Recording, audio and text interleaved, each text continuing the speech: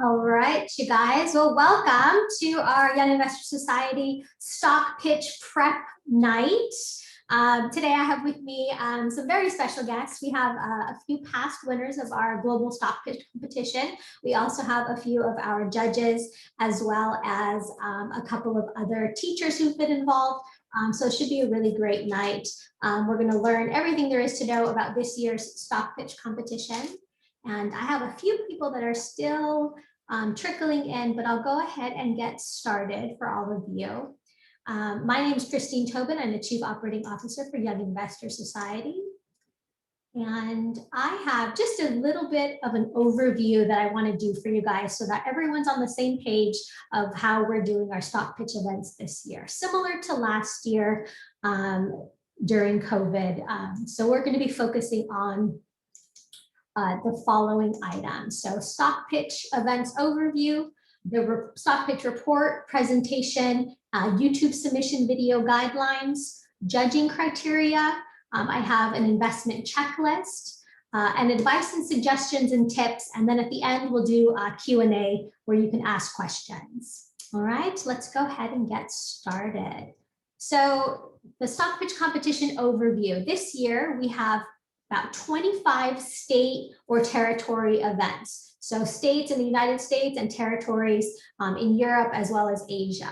So the way we're doing the state events this year is by YouTube video submissions. We do have a couple of states that are doing in-person Zooms, but those are a few of those. So there's only like 3 or 4 of those. So the rest are going to be YouTube video submissions. So we want everyone to know that your stock pitch report, your presentation, and your YouTube video link is all due April 5th. For some reason, if something tragic comes up and you need a little bit more time, email me personally and we'll work through that, okay? We have, after the 25 state events, those are all in April. We have regional stock pitch events. So if you are the winner of your state or territory event, you'll be invited to participate in our regional stock pitch competitions. And we have about 7 of those. So we'll do East Coast, West Coast, 2 Midwest, and then we have Asia as well as our international.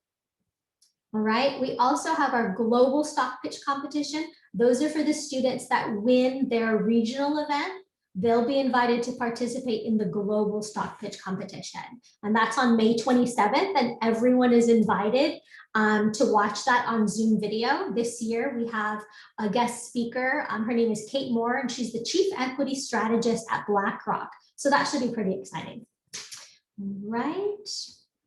Here are some of the things that I wanted to go over because these are the items that a lot of kids lose points on, and these are the easiest points to get. So we just want to make sure that your written report hits all of these things. So on the very first page, you of course want your first name, your last name, your partner. If you have a partner, remember, you can have a partnership of 2 students to do a report, no more than 2 for a team. And then of course your school, and then your state or territory. So that's very important because that tells me where you need to be as far as what folder to put you in so that you can be judged. Your email address, and then the name of your company, the ticker symbol, what sector or industry they're considered, what your recommendation is. Remember, you can do a buy, a sell, or a hold, current price, and target price. Remember that you can only use publicly information that's publicly available. Be original work of yourself and the perspective of an independent research analyst. So as if you were doing this as a research.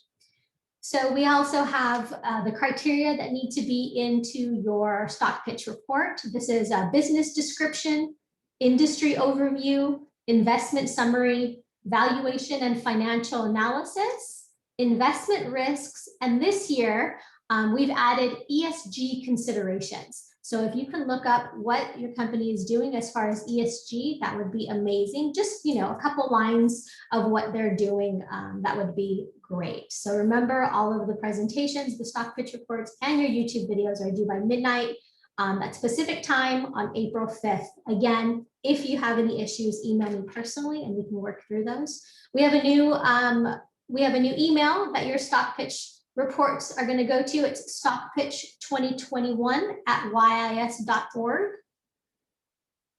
I hope everyone can see that. I know it's on the edge and a lot of the grid, student grid is blocking some of it. Here are some guidelines for the presentation. So in addition to your stock pitch report, you also are going to create a PowerPoint presentation. The PowerPoint presentation, no longer than 15 slides. And then we also have the same items on the first slide. And then if you can bullet point your slides, meaning just put the relative information on there, and then you can talk about the information instead of putting up a slide and then just reading the slide. Does that make sense? Perfect. Again, any kind of pie charts or visuals, stock analysis charts would be great in your actual presentation. Here are some of our submission guidelines for the stock pitch report, as well as the presentation. So you will be sending one email that contains your stock pitch report file, preferably as a PDF.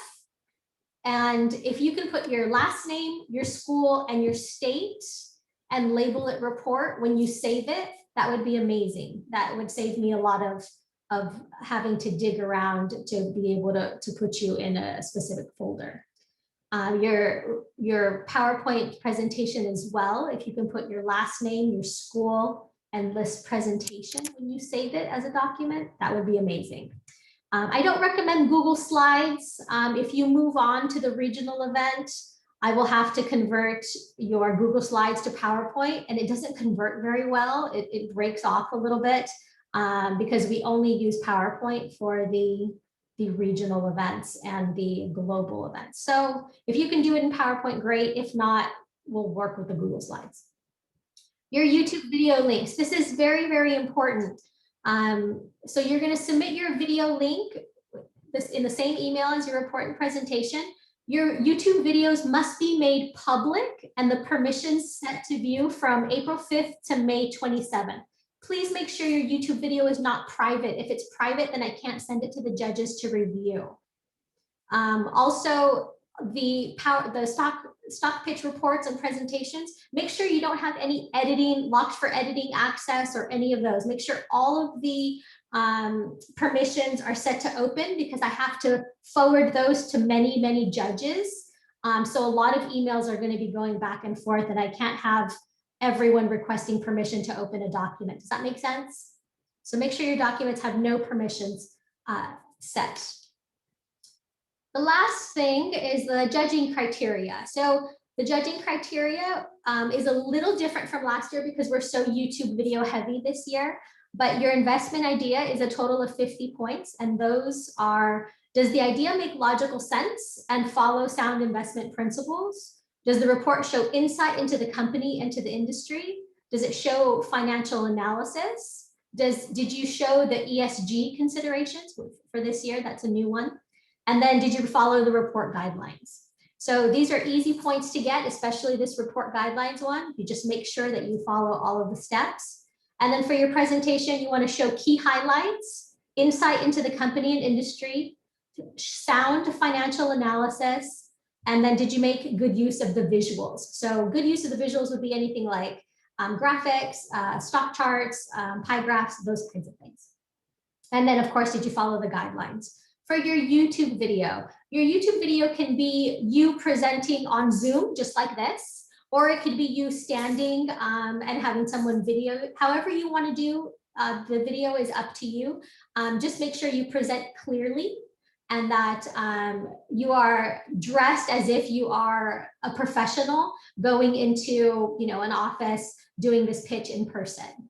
So professionalism, and then try to be engaging in your video, try to capture your audience. And then of course, did you follow the guidelines? So the judging criteria is also listed on our website under stock pitch if you wanted to go back and look at these.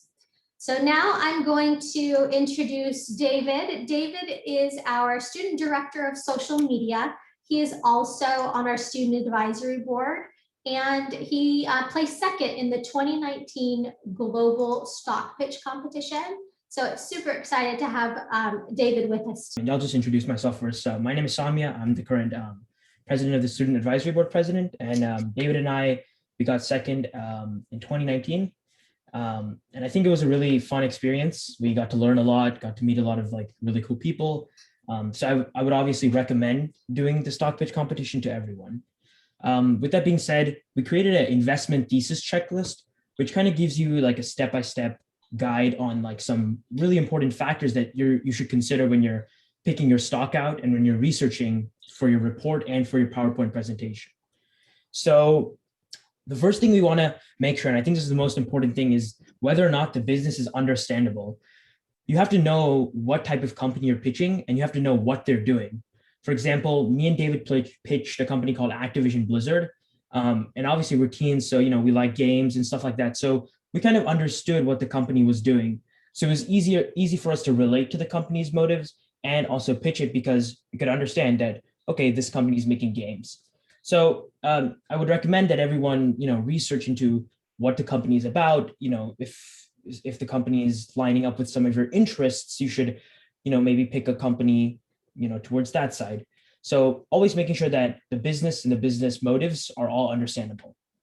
And that kind of lines up with the, how the money is made, where it's coming from, and what products they're selling. So, if it's a gaming company, they're selling games. If it's a tech company, are they selling AI? Are they selling machinery? You have to know what specific market your company is involved in. The next big thing is, does the business have a consistent operating history? And what this means is that, has this company been producing this product for a specific amount of time? Can you rely on the company to keep making the product? So the stock price doesn't just like drop all of a sudden if production is halted. And do they have other mechanisms to rely on, like backups and things like that, to make sure that operation still continues? Another important thing is, does the company have favorable long-term prospects? Now, I think this is really, really important, because if you're able to project the long-term trajectory growth of the company, it makes it even more viable for investment. And David's going to talk about this in the next slide on how Activision kind of played into the long-term scenario, even if the stock price was a little bit lower when we actually pitched it. Does the company also have a strong moat? So moat is basically, a lot of you probably already know what it is. It's just what makes the company unique against its competitors, like what shields it. So what's proprietary about the product? Why does it separate itself from a lot of other stocks in the market? So you have to be able to identify that factor in order to make sure that your stock is unique. Another important thing is, does it have a diverse set of customers? Does it have different product lines that customers can buy into? And the reason this is important is because when you pitch it, you have to make sure that you're trying to appeal to, at sometimes you can appeal to unique, like a niche amount of customers, but at other times your company could appeal to a broader range of people. So you have to understand, does your company have a diverse set of customers? I think one of the most important things is strong management. A lot of people overlook this. They're just going for all the numbers and the charts and the fact sheets, but they don't really explain the management of the company, because if it doesn't have management, it's really, really hard to get actual things done. And for example, David's going to talk about this. Activision had a super strong management base, so it was really effective in its production. But a lot of companies these days don't have good management, so they're not really, long-term viable stock companies.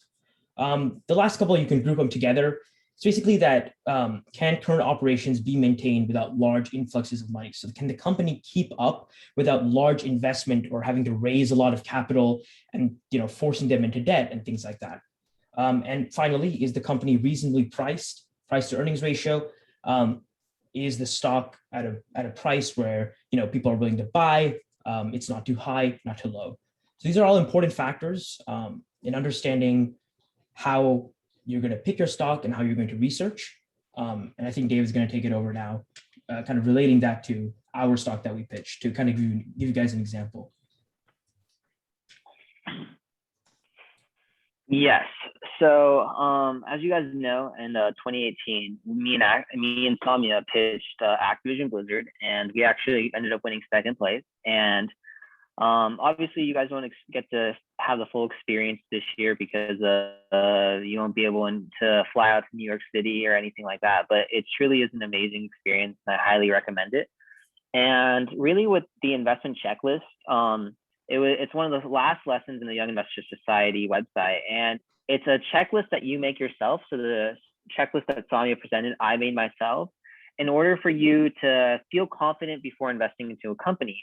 Because as you guys know, with the stock market, companies can go, stock prices can go up and down and fluctuate very, very rapidly. And so with this investment checklist, me and Samia could feel confident that Activision Blizzard, the stock that we chose, would be a strong success in the future. And so, of course, the first question that we asked was, is this business understandable? And Samia, of course, talked about this. Is yes, for us, just teenagers, and we were doing a company on video games. So of course, we knew the company, we knew what it produced, and we understood what the company's goals were. And the next question was, do you know how the company makes money? And of course, we also knew that the company made the majority of its money through selling video game sales and in-app purchases, especially for its mobile gaming division. And the next question was, does this have a consistent operating history? And now Activision Blizzard was founded in 1990. So we knew that the company had a long operating history. And we also knew that it had a strong history of dealing with hardships. And the company every single year posted steady revenue growth for the last 7 years that we were able to find revenue growth sales. And so we knew that the company would be a strong success in that way. And so one of the most important parts of our investment checklist is, does the company have favorable long-term prospects, and can the company evolve to meet current market decisions? And so with this one, this was a resounding yes, because we knew that Activision Blizzard was the leading video game brand in esports. And so with esports gaming continuing to grow every single year and to capitalize on the exponential growth, we knew Activision Blizzard was the one company that would be able to have a strong advantage no matter what. We also knew that Activision Blizzard was setting its sights on China.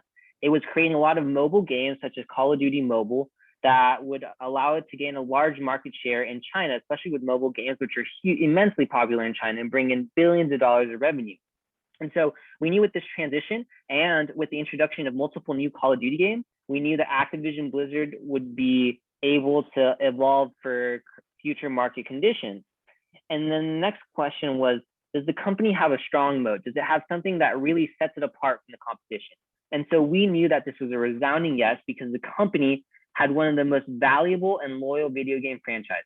The Call of Duty franchise is the second most valuable franchise in all of video game history after Mario Kart. And so we knew that company had a very loyal consumer base that would continuously buy their product every single year.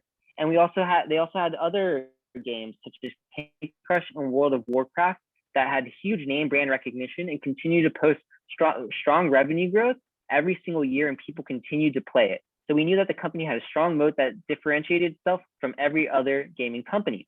And so the next question that we have was, does it have a diverse set of customers? And so with this one, we also knew that was a yes, because the company provided games for all types of platforms, from PC, console, to mobile games. And it had a multitude of games that allowed for a diverse array of consumers. Like I knew that my mom plays Candy Crush Saga, and I love playing Call of Duty. And so it really had a game for almost every type of age group. And so we knew that this would allow it to be competitive as well. And then our next question was, does the company have strong management? And so with this one, we knew that this was a resounding yes, because the company's CEO had been with the company since 1991.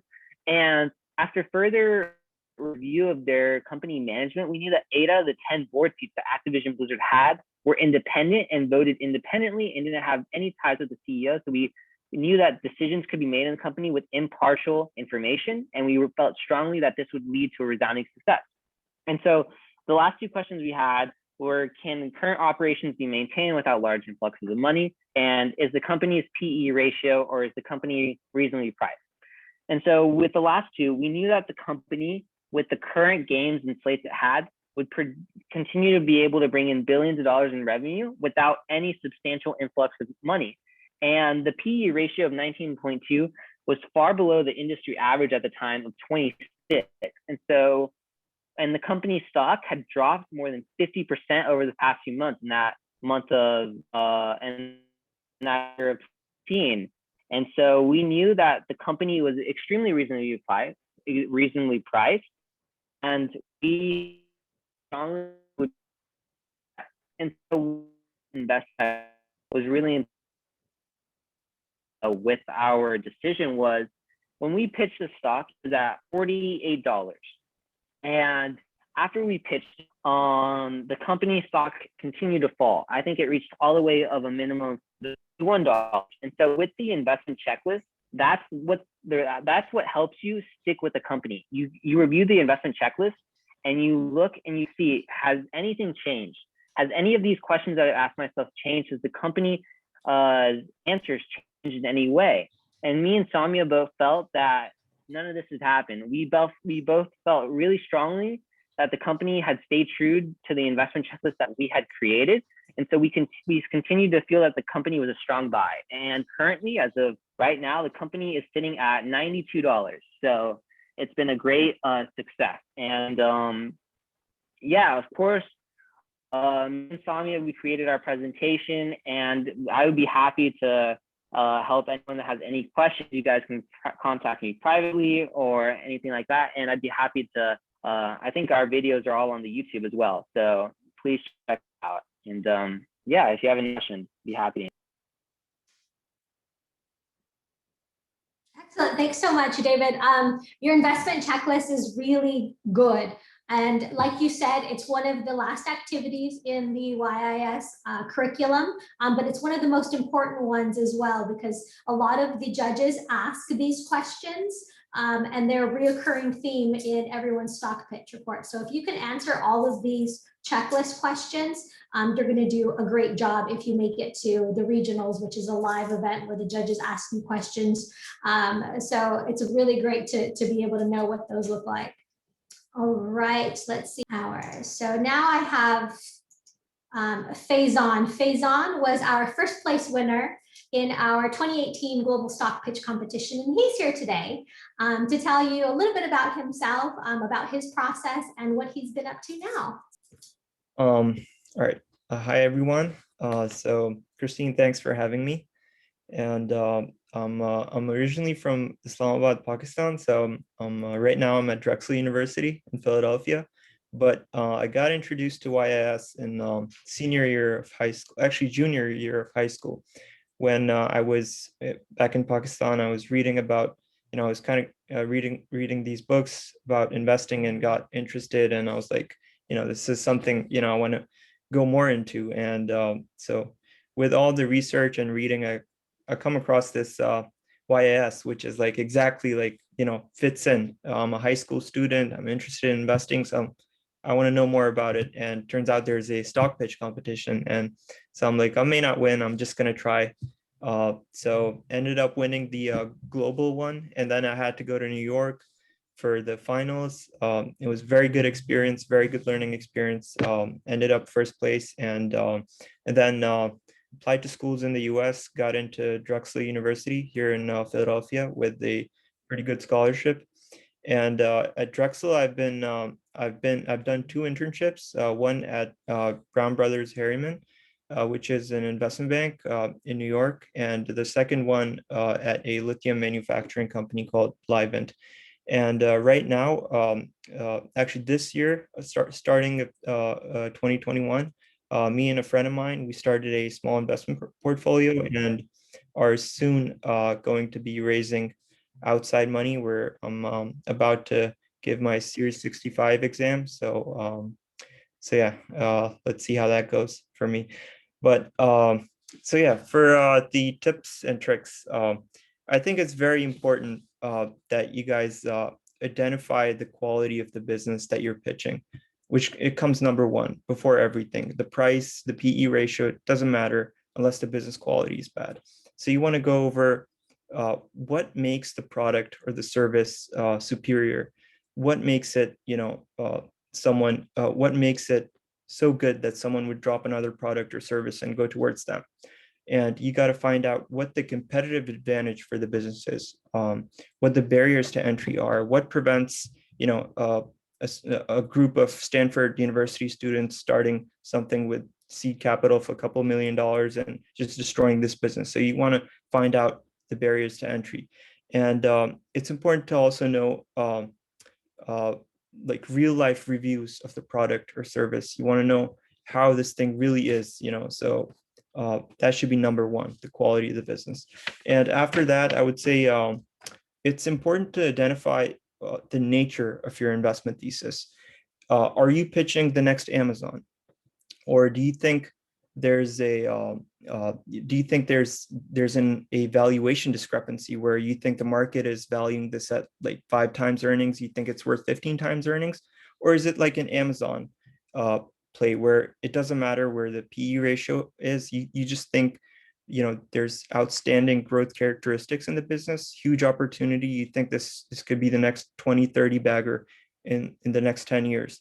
So you got to identify that, or it could be like a spin-off play where, maybe there's a lot of forced liquidation. People are selling the stock for not for actual reasons, but because they have to sell it. And, maybe there's that opportunity. So you got to figure that out. What's the nature of your play there? And with valuation, I would go against the grain and I would say it's not necessary at all to have like a target price at all.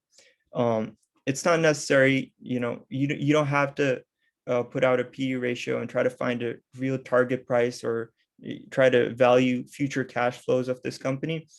All you can do is use simple valuation metrics, such as just price to sales ratio is fine. If you can correctly identify the market opportunity in the future, it's not too important that you work on really getting the future cash flows right and getting the exact target price in the future.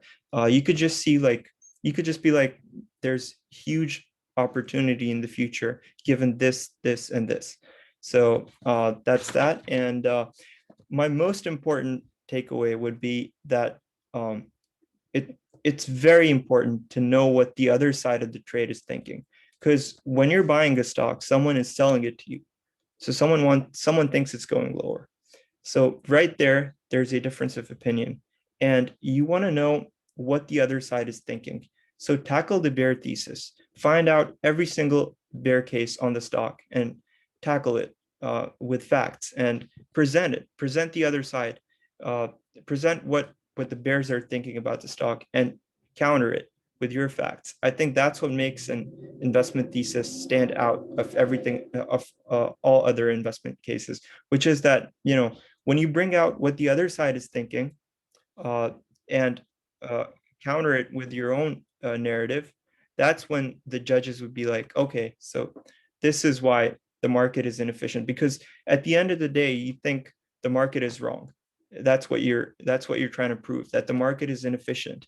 Because if the market agreed with you, the company would be worth where you think it is worth, but it's not there right now. So you want to sort of do that and prove that the bear case on the stock is wrong.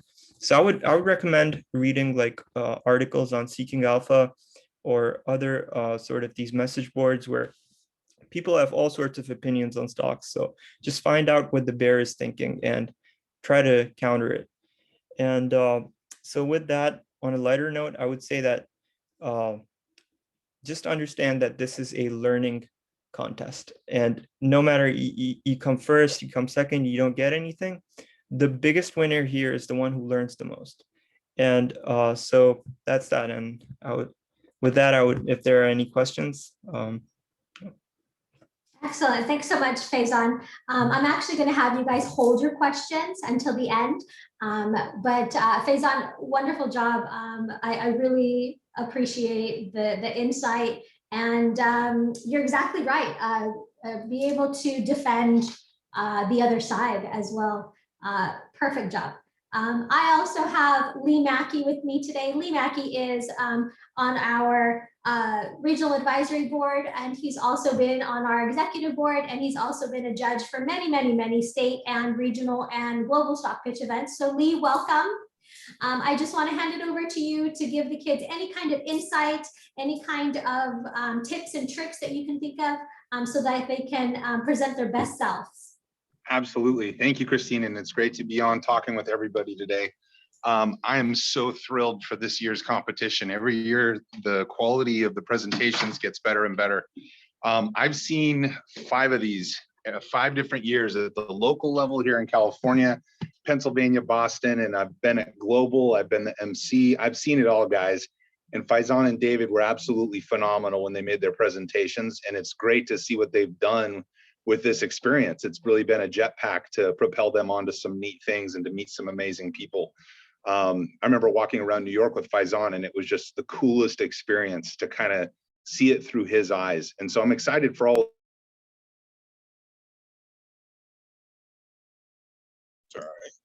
Even those of you who your first time, I'm excited for all of you to have this experience. The biggest thing I'd say that you need to keep in mind in preparing your presentations and filming them is this. As great as the company is, you're not pitching a company, you're pitching a stock. You have to be able to justify why that stock is an attractive price. You may think Tesla is the coolest company that ever came across anybody's radar, but if you can't justify why the stock price is here and why you think it's going there, don't pitch that stock.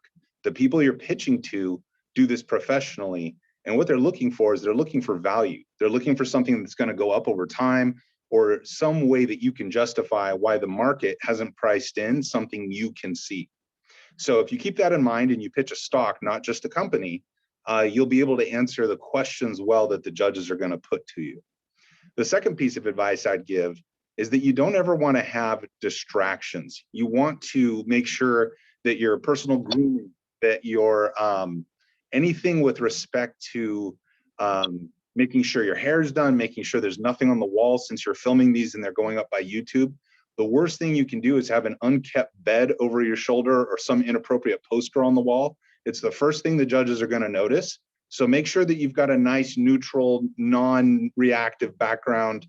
You may be the biggest LA Kings fan on earth, but if the judge is a Boston Bruins fan, you don't want to start off on that foot. So just a comment with respect to making sure that they're focused on you and your presentation and not distracting or inappropriate things.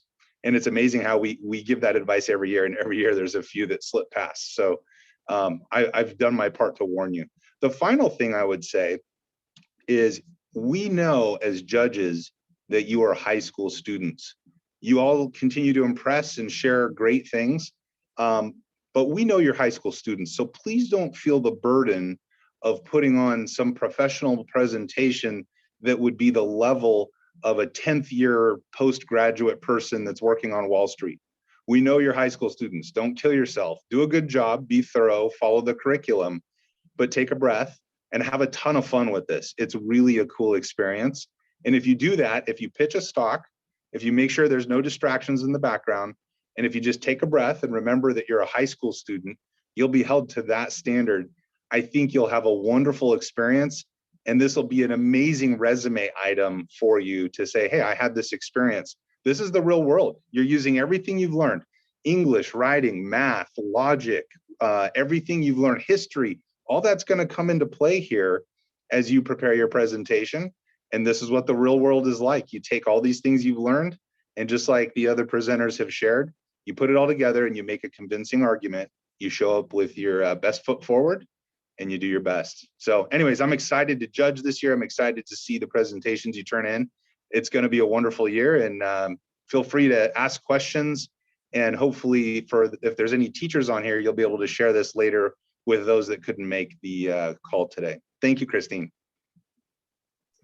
Excellent. Thanks so much, Lee. All right. And with that, I want to open it up to our students. If you guys have any questions for either Faizan or Lee or David or Samia who presented today, ask away. Anything, you can put it in the chat or you can unmute, and we're here to answer your questions.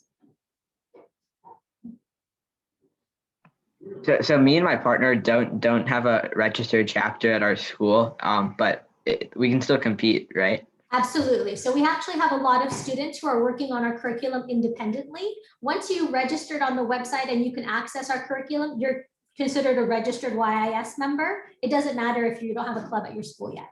Okay, for sure.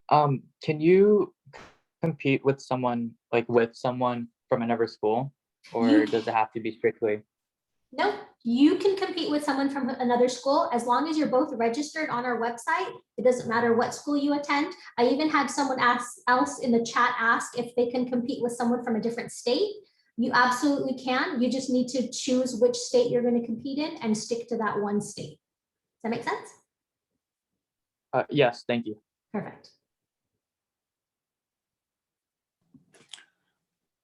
Any advice for students? I heard a lot of good advice for that. Sounds like for students that are pitching a buy on a particular stock. Any advice for students that may be pitching a sell on a stock?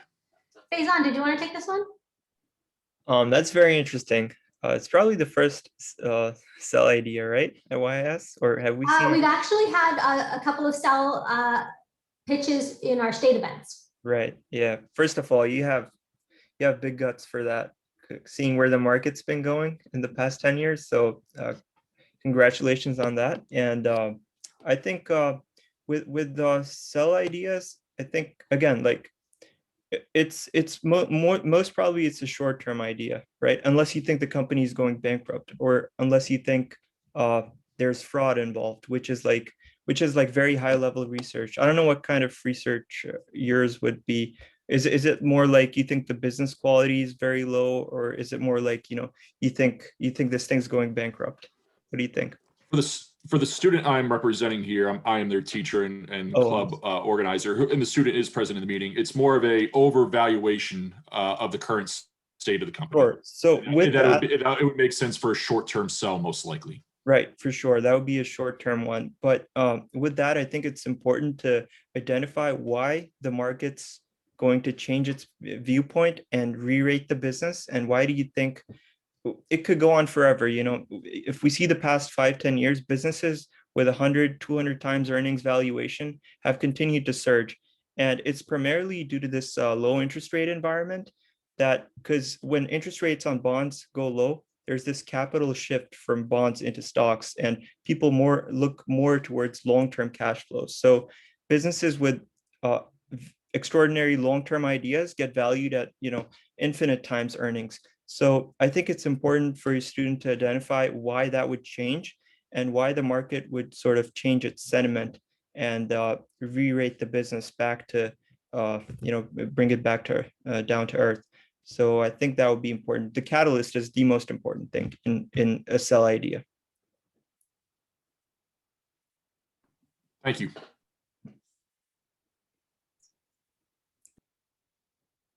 Lee, did you have anything to add? No. Okay, good.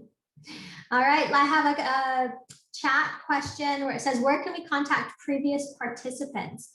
I'm not sure about direct contact of previous participants, but we do have all of the winning stock pitch videos and presentations on our YouTube channel. It's YIS.org. You can definitely look through those. I do know that David on the call tonight here said he's willing to work with anyone. If David, you wanted to drop your email address in the chat, that would be great. Let's see, anyone else? Someone in the chat says, I think Faison touched on this earlier, but how in-depth of evaluation are judges looking for? I would say as long as you have that checklist, and as long as you meet the criteria on those, that's what the judges are looking for. They're looking for price per earnings. And Faison, did you want to jump in? Sure. Like, in my opinion, it's not necessary that you have a target price, but it would be just good to identify what the market opportunity is. Just give sort of a sense of how much this business could be worth over time. But that's my opinion. Maybe the judges do want a very sort of black and white picture there in terms of valuation. Lee? Yeah, I would say absolutely have a target price and justify it. How you get to it, there's different ways to get to that price. You should use a conventional method to compute it and not make up your own criteria.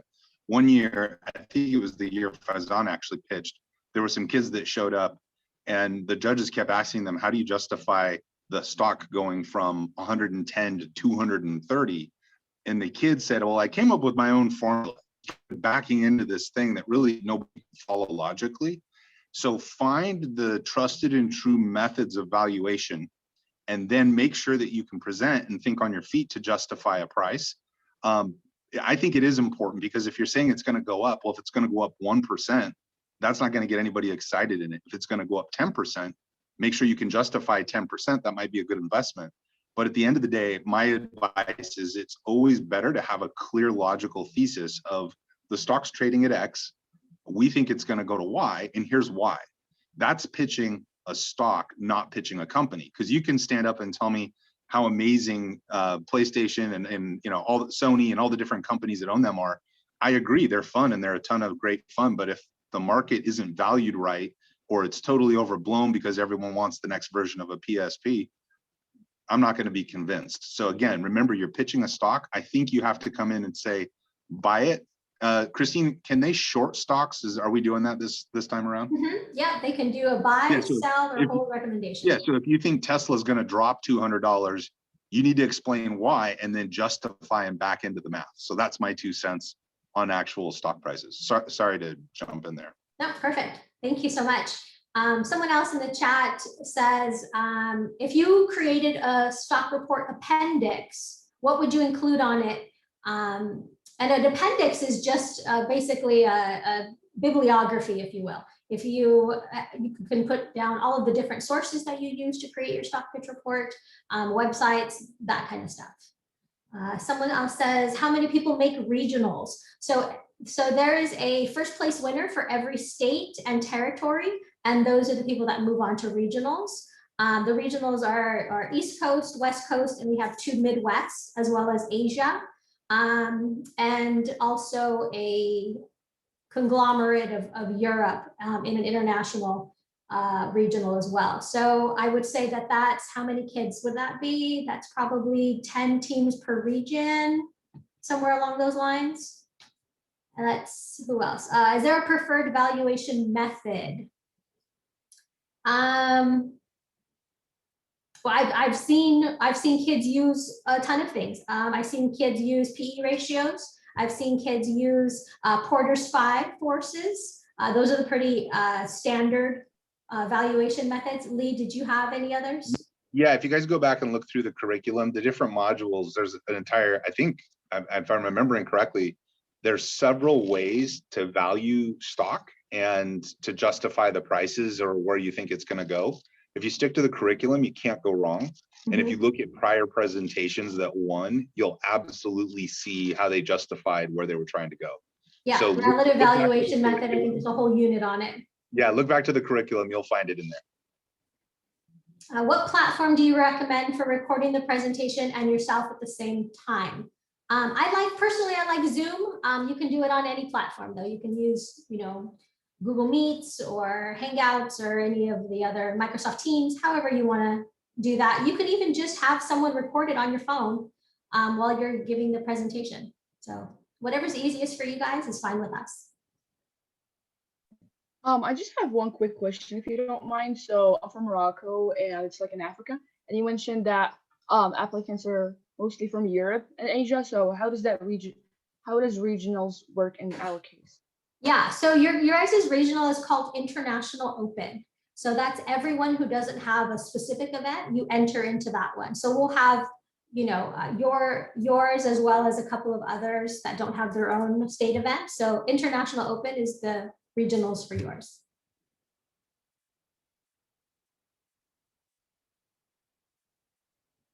Someone asked, is Maryland going to be a live Zoom meeting? No, I don't believe Maryland is. I believe we have over the amount of students registered in Maryland. So anything over 8 teams is going to be a YouTube video submission event.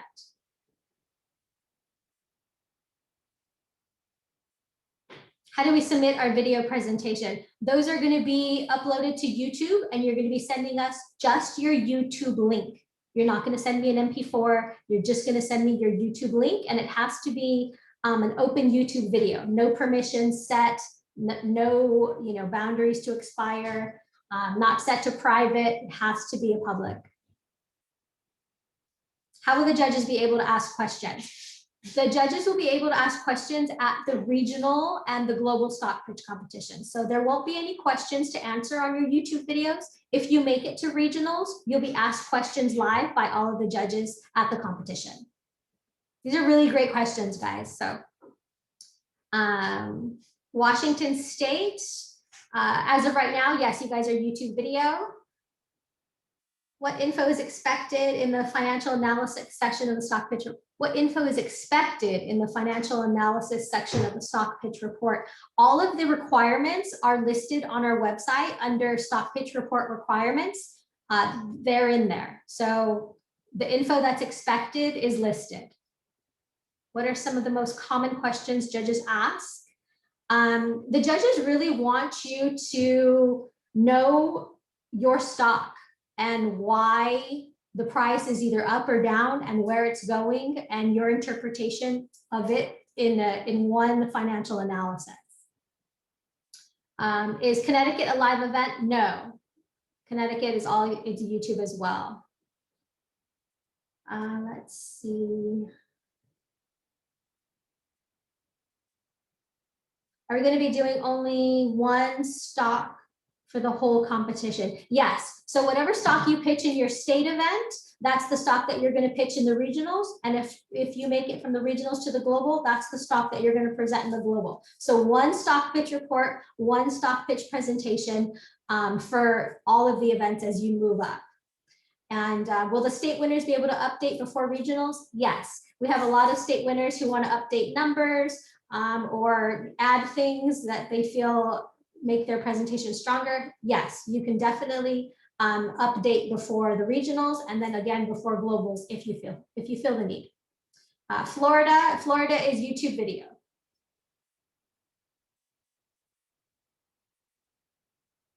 Anyone else have any other questions?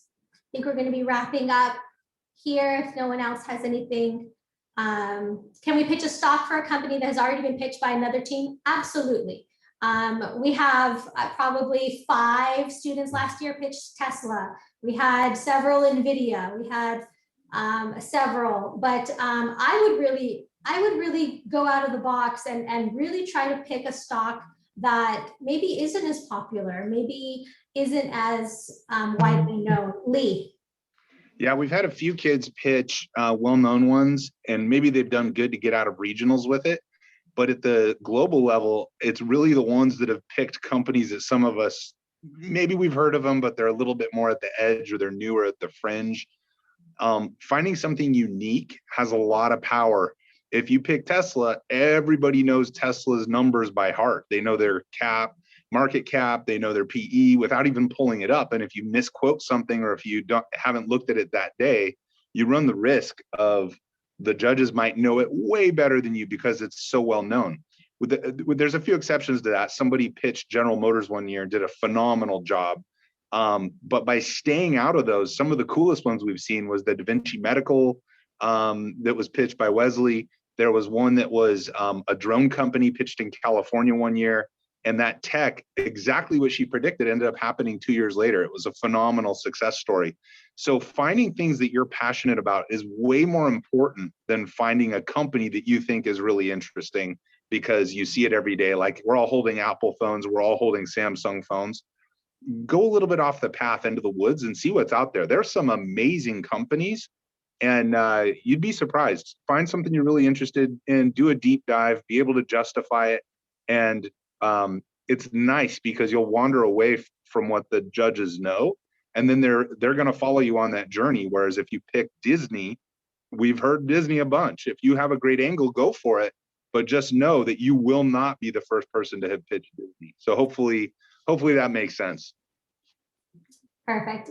Competition submission, how many people will be chosen? So again, it's one winning team per state or region, and then those go on to the regionals. And then for the regionals, it's one state per region or one team per region that moves on to the global competition. So, all right, Kathy Marshall, good to see you, Kathy. Kathy's one of our YIS advisors and teachers, and she just wants to say thank you so much This night was fantastic. Thanks to Lee and all the past student winners for their amazing insight. And I agree. Thank you to everyone who showed out tonight. Faison, wonderful to see you. So great that you were able to share your experience with us. And congratulations on Drexel and what you're doing. I think it's phenomenal. Thank you, Christine. You're very welcome. David and Samia, great to see you guys. And just so you guys know, this will be recorded and uploaded to our YouTube channel tomorrow. In case you have any other club members who want to view it, it'll be on our YouTube channel. All right, you guys. Let's see, is Maryland recorded submissions resume? Let's just assume all of the states are YouTube video submissions. There's only a couple that aren't, and all those kids have already been notified.